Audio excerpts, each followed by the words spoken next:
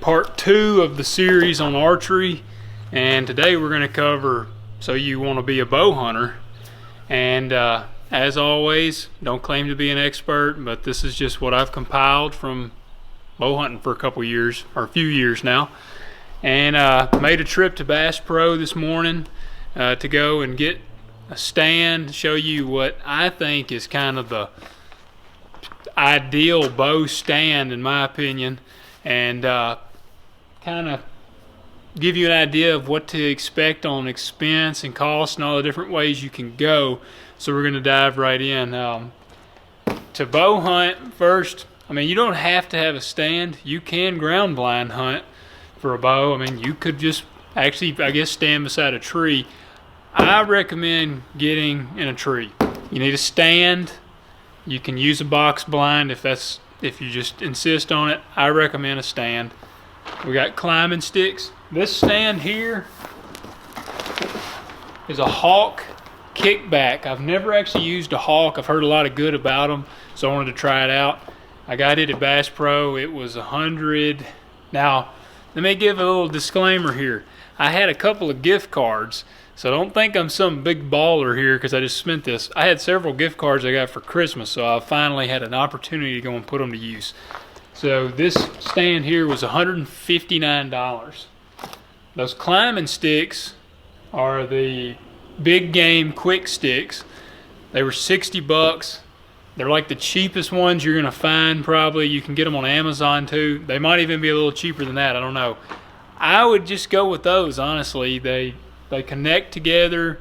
You know, yeah, they're not gonna be as cool or sweet of sticks as, I mean, Hawk had some. I almost bought them. Hawk had a 20-foot setup, and their sticks were like $120, so they were double the cost of the big game version. I'm gonna say they're probably built a little heavier duty and things, but I'm okay with spending half the money and getting those the same height.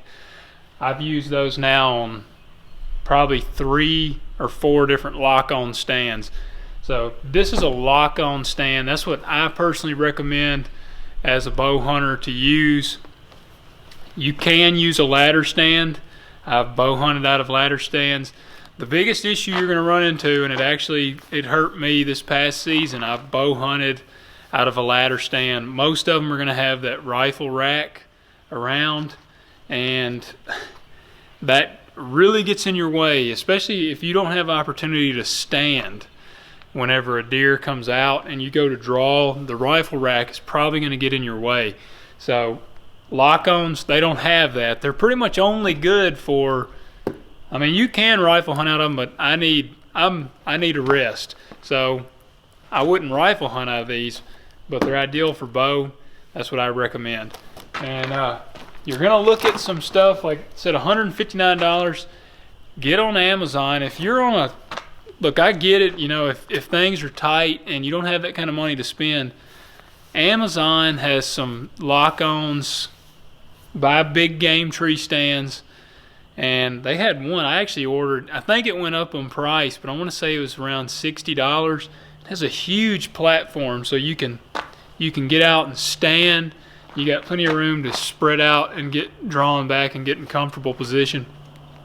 That, I think, is the way to go if you're looking at a very minimal budget. And get on Amazon. Big game tree stands, most of their stuff is going to fall into the budget friendly range, and you know, it might be a little more difficult to put together, or it might have not quite as high, like heavy duty build qualities to it, but you know, it'll support 350 pounds or whatever, and I've hunted out of them and they're comfortable. So one thing I want to add on climbing sticks, the stand, get one of these. If you can see, it's really bright. I know the sun has kind of got it jacked up. See that? It's a Lifeline. There you go. I think you can read that. This is so when you climb a tree the first time, you need to get a harness. Every stand comes with a harness. I'm going to recommend you buy a better one because the ones that come with them are a pain in the butt. If you're on a super limited budget, again, they'll suffice. They'll save your life. They're just not very comfortable to put on, and they're kind of a pain. They make some really great harnesses these days. I've got a Summit, and I've got like a Hunter safety system, I think. The Summit one is really comfortable, and the other one's good too. I don't know what kind this one comes with. This is going to be the kind, this is kind of the universal that come with the stands. And they're like I said, they're just a pain in the butt to put on, and it's kind of just straps going everywhere. They will work if that's all you got, but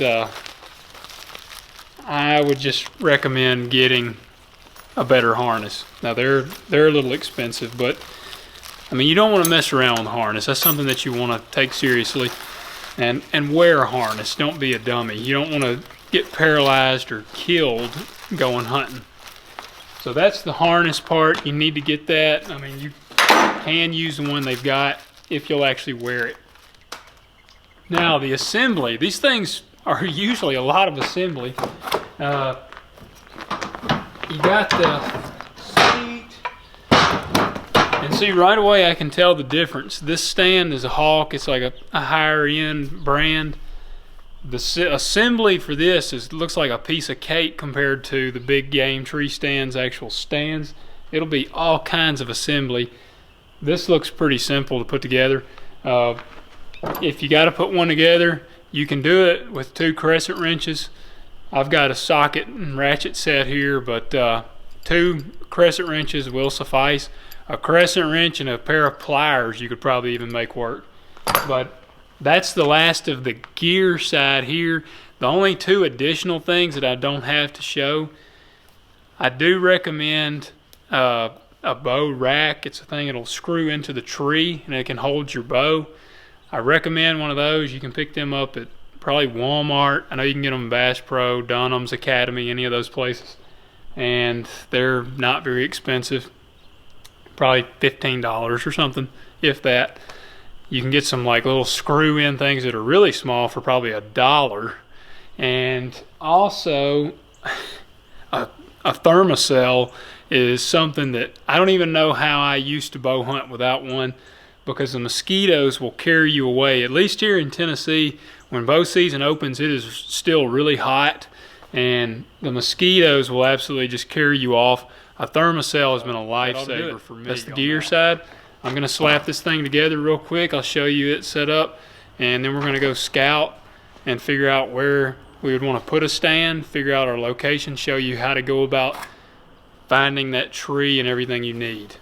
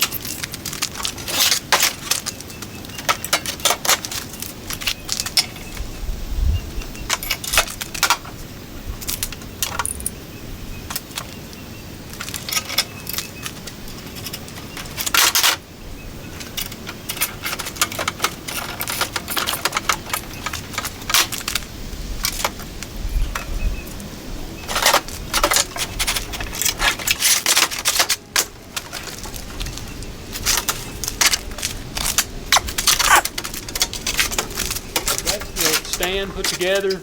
I'm not going to show the sticks. I mean, it's nothing to them. It's just a bolt that runs through and they just go up. But let's go scout and find some spots where we could put up a stand, see what, pick out our tree, kind of how close we need to get. Let's go do that. So this here is one of my ladder stands out here. It's really windy out here, I apologize. It's getting a lot of wind noise. This is one that you could hunt bow with out of. The rifle rest there, it raises up. You can actually have it up out of your way, and the seat flips up, and it's got a really big platform. You can see that platform there you can stand on. That's kind of the key. A lot of ladder stands have a little bitty platform, but that was one thing I really liked about this one. You could really hunt that stand either way and just move the rest out of the way, and that's a big game tree stand as well. So I mean, it sure wasn't that expensive, but it's a really nice stand. It's like it's at least 20 feet tall. It might even be 21 feet tall. But that's one of my ladder setups. It actually overlooks out into this field here. Show you guys. And I do bow hunt out of it some. This is a farm I got, but you can see this. The deer like to bed actually out in there, in that area, and they come up out of that bottom. There's always a ton of tracks right in here. So that's one thing I look for with a bow, because obviously you got to get in close. So you need to catch like kind of their intersection point or where they're crossing through, and I can catch them coming out of their bedding there, catch them coming up right here, and I mean I can see really well out of that stand. I need to trim some shooting lanes so I can see that, but got a good look right here. It's that's kind of one of the spots, but we'll go find another. I'll show you exactly, aside from, you know, you can find the in-between points, like I said here, where they're going to come through. You can kind of catch them as they come through. The other is we're going to try to find some actual sign in the woods, so we'll go to that now. So that's what I'm looking for. I want to look for the rubs. Like I said, I knew this area. I knew there was a lot of rubs all around in here. Rubs, scrapes, and find their trail. That's the best thing, I personally think. Again, I've had some bad shots on some deer, but I've had a lot of close encounters, and with some nice bucks too with my bow, and hunting their trail. And I like to get close to kind of their bedding areas is one of the ways that I do that. But right here there's a trail. The tree that I pointed out right there, again, probably 20-25 yards off of this trail. That's about where I wouldn't want to stretch your shot. I mean, an ideal shot with a bow to me is 30 yards or less, and so put yourself in the zone to make something happen. But find rubs, scrapes, look for fresh sign, poop. I mean, you can tell when a turd is fresh because it'll be a lot of times glossy and soft versus kind of dried and look like a piece of charcoal. But look for that, look for signs, find a trail, just follow the trail. I mean, as long as you're on land you have permission to be on, find you a trail, follow it, and see if it leads to tree lines and rubs. Now, again, for me personally, as sweet as this spot is, because I know this spot, I love coming here out of season and when I'm not afraid of putting some boots in here, it's just too high risk for me to hunt in here. I can't get in here without blowing the deer out. So I don't have a stand in this area. I hunt right down that ridge we just walked up. It's actually right back in there. I hunt right over there at that ladder stand that I showed you, and actually over here I've got another stand that I hunt. I kind of stay in the outskirts because there's times when it's too high risk to get into an area. You're not going to do yourself any good if you try to go into an area that looks freaking awesome, but every time you try to get in there you're blowing deer out consistently. Eventually those deer are just going to get out of that area because they're going to get tired of getting blown out. They're going to know that something is up. So don't put yourself in a spot where you can't get in there. A stand, somewhat not quite ideally where you wanted it, but in a spot where you don't blow deer out getting to, is better in my opinion than a really awesome location but one that you pretty much blow out deer every single time. You don't want any deer to know you're there. That's the key, and the whole thing to it. I mean, bow hunting, it's ultimately a game of stealth against the deer, because you've got to get right in there in their face to get them. I think if you could find a spot like this that you can get into safely without blowing the deer out, and you're within a 20 to 30 to, I mean, you could stretch it to 40 if it's in your capabilities, but within that range of your shot, then you ought to be golden. And I mean, shoot, it'd be really nice if you could have a stand like there and one right over here, and maybe even like here, so that if the wind is jacked up and it's coming this way, you know, you're good to hunt in that stand. If the wind's blowing this way, you can hunt in that stand and still intercept them on this trail. That's kind of how you want to set it up. Have multiple stands. I mean, you want to be able to hunt that area regardless of the wind, and that's going to depend on your setup and your stand locations. And trying to think anything else. I mean, water holes, again, deer are going to get thirsty. They're going to want water. Find you a water hole, kind of follow trails off of that. That's one thing you can do. Look on the maps, locate the water, go to that, and then see where they go from there. And you can a lot of times find their really busy trails, and that's what ideally, again, they're coming down this trail this way, coming up that ridge right here, and they intersect, and they're actually going down right here, and there's a water hole right there.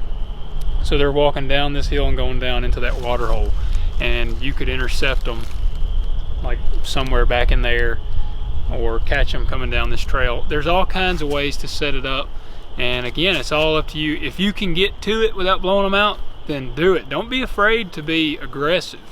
I think with bow hunting, that's key. Just being there and having a deer within, you know, 10 yards of you, and in some cases 5 yards of your stand, like walking right underneath you.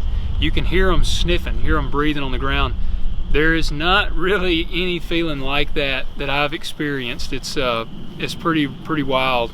But when you draw back on one, your heart will pound faster than it probably ever has. If it doesn't, you don't need to bow hunt, because it's just not for you.